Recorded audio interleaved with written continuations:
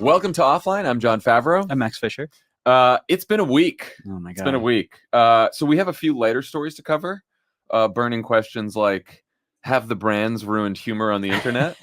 And is your Alexa an election denier? Can you dig into this? My Alexa has great politics. My Alexa gone woke. But first, we want to talk about the biggest story of the week on the internet and the real world, the Hamas attack on Israel that has now led to war in Gaza. The news coming out of the Middle East has been painful and horrific enough, but somehow the internet and social media, and especially the platform formerly known as Twitter, have made the experience of getting that news worse than I think it has ever been with any crisis. Yeah. So if you've been feeling that too, we are here to commiserate about it, unpack why and what has changed, and talk about what it all means for the future of knowing what the hell is going on in the world at any given moment. And how lucky I am to be talking about this with an expert in both global conflict and social media, Max Fischer. It's a real week for the cross sections of the most depressing things that I know about. Yeah, you're really in it. If Myanmar invades, then it's really going to be my whole moment. Thing. Yeah. All right, let's just start here. But is it just me, or has it been impossible to follow this crisis in a way that makes you feel reliably informed? I really think it's not just you. I got into journalism right around the dawn of the social media era. I've been on all the platforms. I've been covering major international crises, major political events, and I really believe that social media has never been worse than it is right now. It's never been worse. It is. And we do this for a living. Right. This is our job. And I'm still trying to find accurate, reliable information. It's so hard. News basically does not exist on any of and it's not just Twitter. It's on any of the platforms. We can talk about why that is. And it's rumor and misinformation is rampant, both of the kind of misinformation that we typically think of as fake videos, but also I think much more pervasive kind of misinformation than just exaggeration or rumors. And it's also completely overrun with just the dumbest possible culture war fights and interpersonal Twitter beefs. And this is what the majority of Americans get their news from. The majority of Europeans get their news from social media. This is, I think, a really big problem. Yeah, I mean, there's been, and we're going to talk about it, there's obviously been a lot of takes about the misinformation. But it's not just in misinformation. It's an avalanche of takes. Right. Too many takes, not enough news. Right. Very little context. Mm-hmm. Unconfirmed rumors, unverified sources, uninformed analysis. Mm-hmm. In some cases, completely fake images or videos. Yep. CBS News, the CEO of CBS News told Axios, I think this week, that they went through over 1,000 videos of the conflict and found only 10% usable. Wow. Yeah. Also, that sounds like a really difficult way to spend. I mean, hats off to them for going through that. How much do you think the general and shitification of Elon Musk's platform is playing a role in this? There's probably a case that Twitter's relative degradation is the worst, and that Twitter used to be very, very good for breaking news events, for following the news, for getting firsthand accounts on the ground. And now it's basically impossible to find any of those things, so they're really buried. And of course, Elon Musk has changed the algorithm to deliberately downrank news sources. So it's not a coincidence you can't find it. The algorithm is literally withholding them from you and is instead serving you just viral Twitter arguments. And he's also dismantled, of course, a lot of the trust and safety teams, but all the platforms have done this. I mean, we've talked about all of Facebook's platforms have made versions of these changes, and TikTok and YouTube never even had the good version to backslide from. They've always been like this. So it's and it's also I think this conflict, this issue in particular, it brings it out in people. Yes. Yeah. I want to get into that too, because I think a lot of times it's hard to separate out. Mm-hmm. Well, first of all, fog of war, it's just hard to get information, right? So it's not like everything has always been perfect, and social media, even at its best, put that in quotes, social media, even at its best, I think, as a crisis is unfolding, is sort of difficult to figure out what's accurate, what's reliable, what's changing. But I think that we're in a different level now. Yeah. And I think that this conflict in particular, because it has had its roots in biblical times, and we're dealing with it for thousands of years, right? Yeah. And also it is I think the feelings about this conflict go far beyond the Mhm. region where it's happening. That's true. And I think that, so it's sort of pulled everyone in. Right. And Americans especially have a very emotional relationship to this conflict, which is not unreasonable. And people tend to identify very strongly with one side. So they want to see information and takes that validate their side.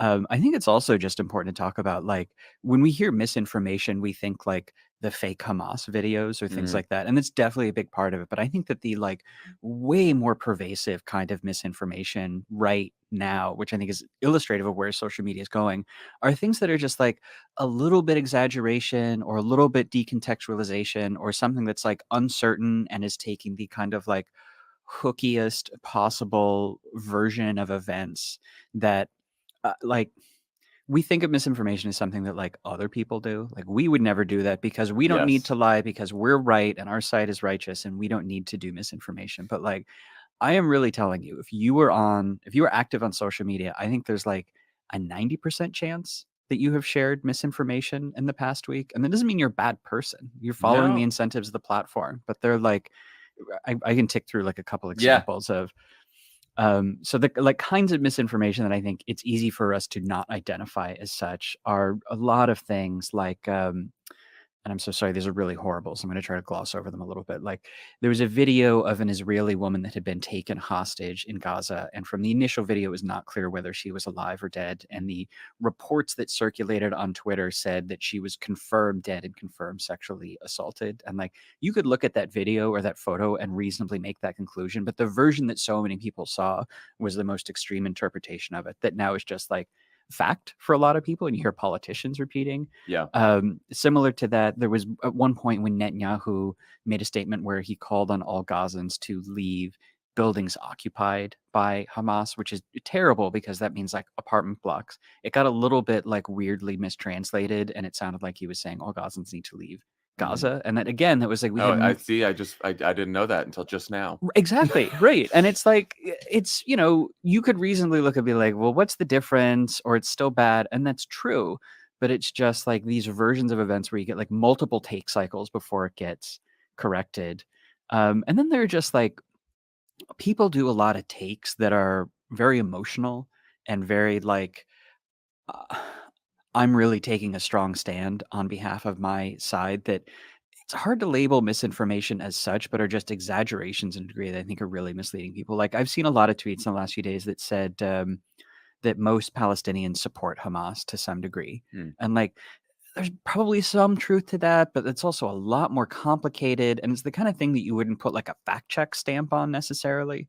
But as I see that as a kind of misinformation that is like Well, meaningful. the challenge is, or one challenge is that you can find almost anything on Yeah. social media to support what you already believe. Right. And so, to the point about most of Palestinians support Hamas, you can certainly quickly, if you search, find Sure. a video of Someone. Palestinians who are not in Hamas cheering on the death Sure. of Israelis, right? Right. And you can certainly find videos of Israeli government officials saying what seem like horrific things, Absolutely. and Yeah. maybe are, but like are not, they don't have the full context. Right. And so this becomes a challenge as well, is that there can be real video, audio Mhm. evidence of exactly what the point you're trying to make, Right. that doesn't necessarily represent the totality of what everyone in that group thinks, of course. Right. And the context of it is just shifted enough to be misleading. And I also, part of what I think is really hard about it is like if people are encountering the like really sharp elbowed Twitter takes first, and then later they read the news article, That's and the news article huge. is trying to introduce nuance, excuse me. It's both like a little too late. People have already seen it. And then people's response is usually to be like, look at the lying media that is trying to downplay the other side's crimes. And it Well, just like that's, it's an information environment that is really hostile to that. I mean, the sort of the most salient, but I think also most horrific example of this has been this debate over whether or not Hamas decapitated the babies that they murdered. And it's like, yes, we want the most accurate and complete account of what happened. Yeah. But the debate over which account is correct becomes polarized in a way that mirrors the larger political debate. So the insinuation is, if you think the decapitation story is true, you must be pro-Israel. If you think it's wrong, you must be pro-Hamas. And of course, the way I just said that is, of course, simplified, but that is the tenor of that debate. And you're like, whether the babies were killed. I know. That's like what we're arguing about over like how baby, like I can't even say the words again, but it's just like, what is everyone doing? I have been really struck with so many people online are so intent on litigating this question of like cause of death of these 30 some or maybe 40 infants. And every Middle East reporter I know, or person who spent a lot of time in the Middle East or is from the region, is like, who fucking cares? Yeah. Like what? And I understand people like you said, it is accurate information is important. I'm not saying that it doesn't matter. I'm not saying it's irrelevant. And it's also like, it's not ideal that within 24 hours, the president repeated it as fact and said he'd seen it confirmed. Like, that's not amazing and really says something about the misinformation and how easy it is for it to spread now. So there's a sort of a larger, there's one response to all this, which is stop getting your information from the internet.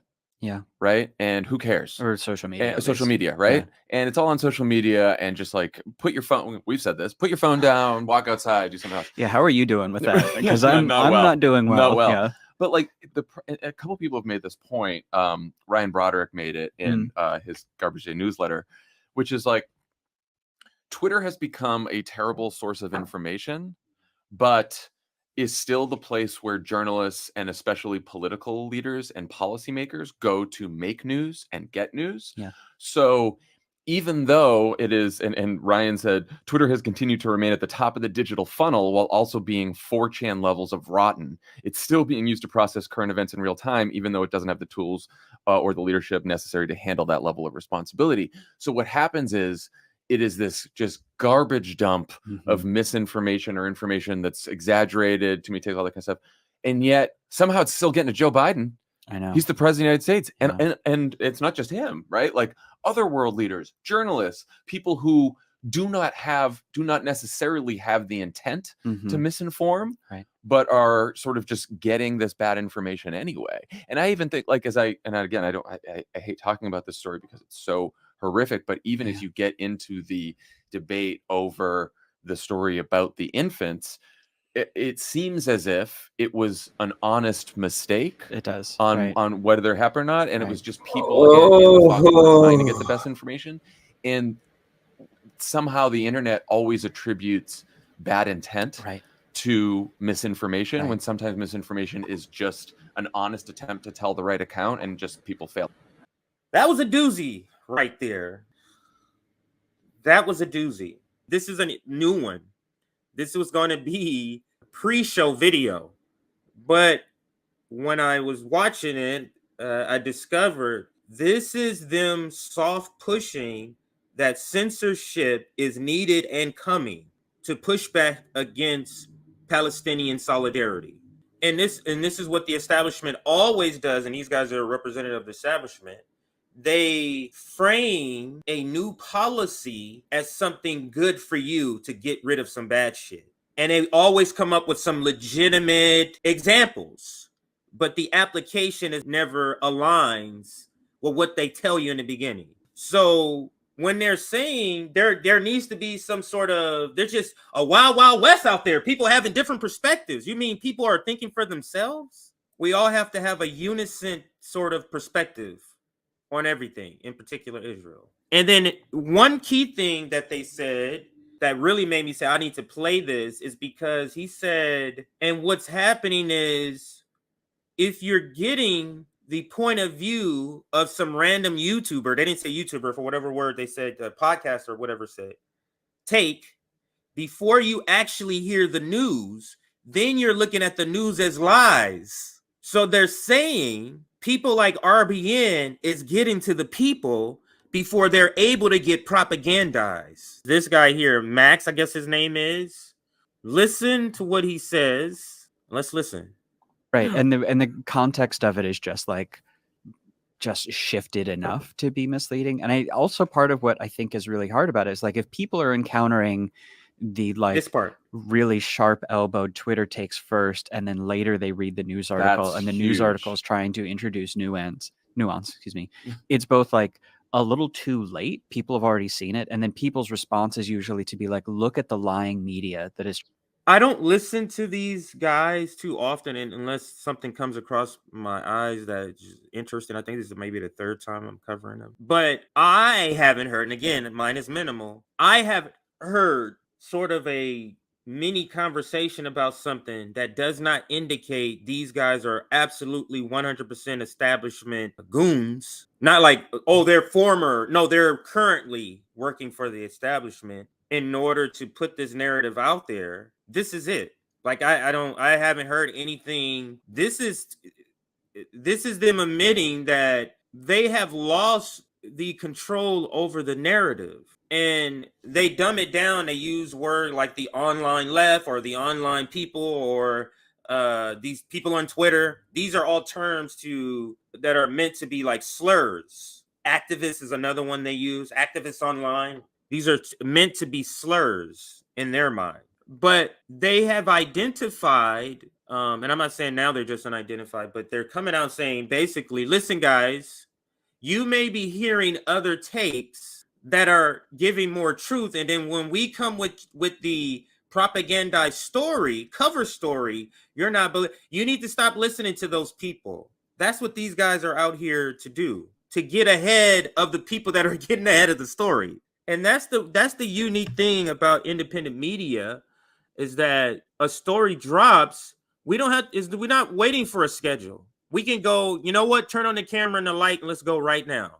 So we're in effect have the ability to go live and on the ground and report as things are happening, because of the apparatus we use to stream is a lot quicker. So we're able to get our content out faster, especially when we're talking about this Israel Palestine apartheid genocidal massacre that's going on. We're able to get our message out a lot faster. I remember when this first popped off, it was already so many people reporting on it. And even to this day, that's all that's in my feed. I don't have anything else that even shows up on my feed right now except for Israel stuff or Palestinian stuff.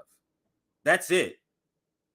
Like, if there's 100 tweets that I see, 2 maybe something else, and everything is viral. Like, everything has 5,000, 6,000, 2,000 views. So this is what they're describing here. We're getting ahead of the story, and by the time the propagandized story is reaching people's ears, they're having the reaction that they just described in this video. And I'll let him say it again because he says it so perfectly. Right. And the context of it is just shifted enough to be misleading. And also part of what I think is really hard about it is, like, if people are encountering the like really sharp elbowed Twitter takes first, and then later they read the news article, That's and the huge. news article is trying to introduce nuance, excuse me. It's both like a little too late. People have already seen it. And then people's response is usually to be like, look at the lying media that is trying to downplay the other side's crimes. And it just it's an information environment that is really hostile to that. I mean, the sort of the most, isn't it? He's there. I mean, we see this. We're the ones in these comment sections. That's the way he's describing all this sort of viciousness, like hostility towards that. That's all of us. So their message, their propaganda is not penetrating. And that's what we're seeing all over media. All over media is the realization that they have hit a wall that is impenetrable. And right now, the only remedy they have is either censorship or to try to sort of hypnotize you, be your thought leader. Let's listen to a little more of this. Salient, but I think also a most horrific example of this has been this debate over whether or not Hamas decapitated the babies that they murdered. And it's like, they did not. That is a fake made up story. We reported, I know we did a segment dedicated to that. Nick did another segment on his own. So what they are also doing in here, I'll wait to make the point. because it'll be better made when they do actually do it on screen. You know, yes, we want the most accurate and complete account of what course. happened. Yeah. But the debate over which account is correct becomes polarized in a way that mirrors the larger political debate. So Did you hear what he said? Actually, let me play it again so I can get the right wording. I'll play it from about here. hated the babies that they murdered. And it's like, you know, yes, we want the most accurate and complete account of what course. happened. Yeah. So this is the beginning of the apologia for propaganda being exposed. Because there's a lot of propaganda stories that's never exposed and people still believe to this day, including about this massacre that's happening in Palestine. So one of the propaganda lines or talking points got exposed, and this is their apologia for that. Them saying, yes, that's the point of news, to get it right, but basically going to say, is that really the point, to get news correct? Yeah. But the debate over which account is correct becomes polarized in a way that mirrors the larger political debate. So he's saying the way that the debate over the beheaded story, people will say this is bullshit, and other people say no, this is true. The way that debate also mirrors the larger political point of who's for pro-Israel, who's for Palestine. That's what he's basically saying here. So the insinuation is, if you think the decapitation story is true, you must be pro-Israel. If you think it's wrong, you must be pro-Hamas. And of course, the way I just said that is, isn't that what the case is? Is it not? Is that not the story? Simplified, but that is the tenor of that debate. And you're like, whether the babies were killed. I know. That's like what we're arguing about. Okay. These guys are pretty good, because this is the forget the lies, there's a bigger point argument. This is how we forget the lies. And you see the overacting. There's babies dead. Really? There's Palestinian babies dead. Probably 3, 4, 5 times the amount. I think the last time I reported, last number I saw was over 500. Where was your video on that? Is that a true story? Over like how baby, like I can't even say the words again, you know, but it's just like, what is everyone doing? I have been really struck with so many people online are so intent on litigating this question of like the cause of death of these 30 some or maybe of litigating lies being told by the state. Right, you guys are so concerned with war propaganda. Come on, guys. Fuck out of here, man. maybe Come 40 on. infants. And every Middle East reporter I know, or person who spent a lot of time in the Middle East or is from the region, is like, who fucking cares? Yeah. Like what? And I understand people like you said, it is accurate information is important. I'm not saying that it doesn't matter. I'm not saying it's irrelevant. And it's also like, it's not ideal that within 24 hours of this information coming out, that it seems like it was at least like a little bit overstated, but like 50% true. It was a little bit overstated. An outright lie is a little bit overstated. Do you see the people who are watching them, who, again, we give grace to these people, the ones who are just naively watching this, wanting to get the right information and wanting to be good people. That's who's watching this. And they're trying to head off our ability, and I would say people like RBN's ability, to reach those people. President repeated it as fact and said he'd seen it confirmed. Like, that's not amazing, and really says something about the misinformation and how easy it is for it to spread now. So there's a sort of a larger there's one response to all this, which is stop getting your information from the internet. Yeah. Right? And who cares? What do you mean? They all reported. You just said the president reported on it. So what do you mean stop getting your news from social media? What if you got your news from the president? And I saw that story on many network and cable news networks. I saw that story on CNN, saw that story on CBS News. Those are two in particular. I saw that story. So what are you talking about? Cares? Or social media. Social media, this is right? Them trying to create disinterest or trying to create a credibility chasm for information on the internet. So this is all they're trying to do. Right. And it's all on social media, and just like put your phone. We've said this. Put your phone down, walk outside, do something else. Yeah. How are you doing with that? Because Yeah, I'm not doing well. Not well. Yeah. But like a couple people have made this point. Ryan Broderick made it in his Garbage Day newsletter, which is like Twitter has become a terrible source of information. Throughout this segment, he's talking about Twitter. The way Twitter is described, I just don't have this same experience. Twitter has not been better or worse. It's the same thing since I've been on there. Now, granted, I've been on there 4 years, so we're talking right at the pandemic, like literally in the beginning of the pandemic to now. Before that, Twitter was only used for business when I was a club promoter and some other stuff. That was it. I didn't know Twitter. I didn't know a lot of people and nothing like that. But the time I've been on Twitter, I don't see what these differences. It's a cesspool. Whatever cesspool it is today, it's been the same cesspool since I've been here. So I have no idea. But I think this is the establishment's way of discrediting getting information on social media, like individuals, citizen journalists. Stop believing them, because the narrative, they have lost narrative control. And it's because they're and they say it just like they're saying in this video. There's people out there on YouTube, on Twitter, saying a bunch of stuff.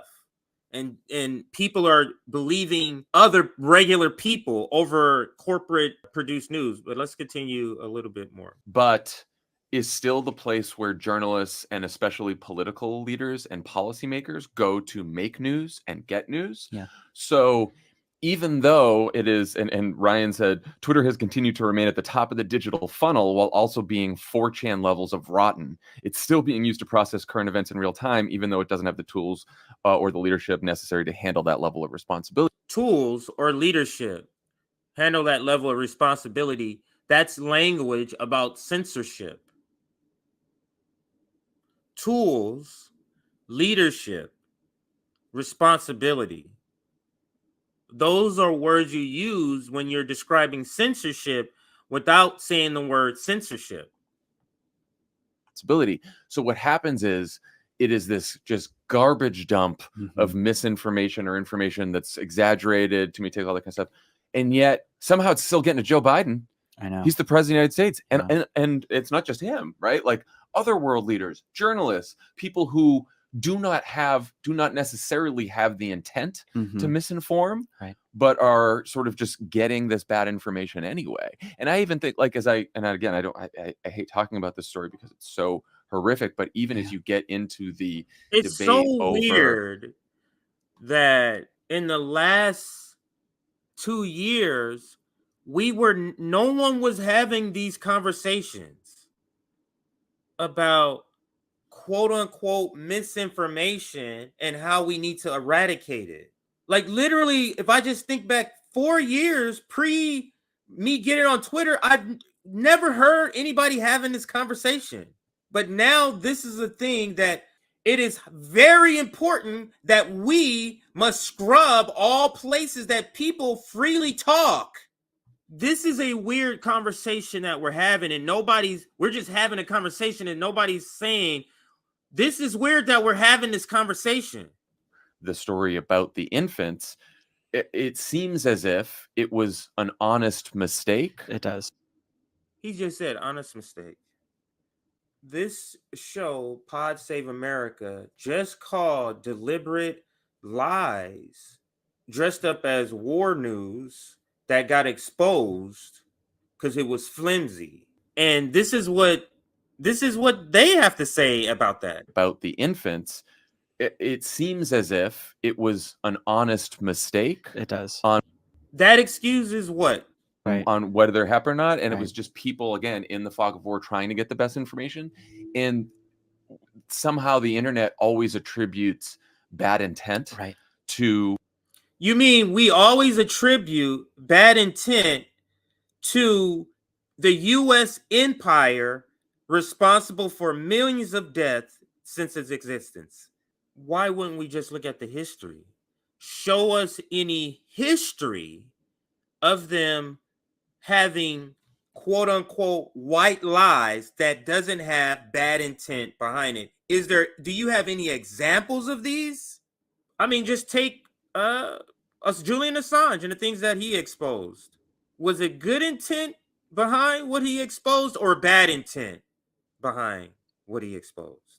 It's amazing that it can't be anybody, I would say, it has to be people that's my age watching him in their 30s and 40s. Nick, yeah, I guess all of us in our 30s and 40s. I'm in my 40s. Okay, so I guess, yeah. I can't imagine people that are 18 and 20s watching this stuff. Just rank propaganda. I'll let him say this part again and then let it continue. About the infants, it seems as if it was an honest mistake. It does. On whether they're HEP or not. And Right. it was just people, again, in the fog of war trying to get the best information. And somehow the internet always attributes bad intent to misinformation when sometimes. Now, when they say the internet, they're talking about people. Somehow regular people always attributes, because the internet is regular people. This is how the professional managerial class type who don't know any regular people, this is how they get their information. They go on social media and they say, oh, let's see what the regular people are talking about, because they don't know any regular people. Sometimes misinformation is just an honest attempt to tell the right account, and just people fail at doing so. Right. An Israeli guy. Sometimes it's an honest attempt and they just fail. That is a stretch.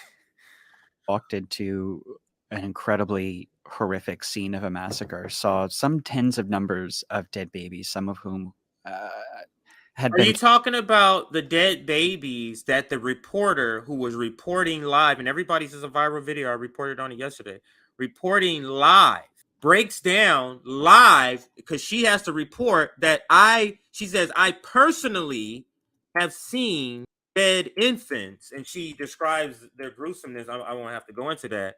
And she is voice quivering and has to stop and crying. Are you talking about that?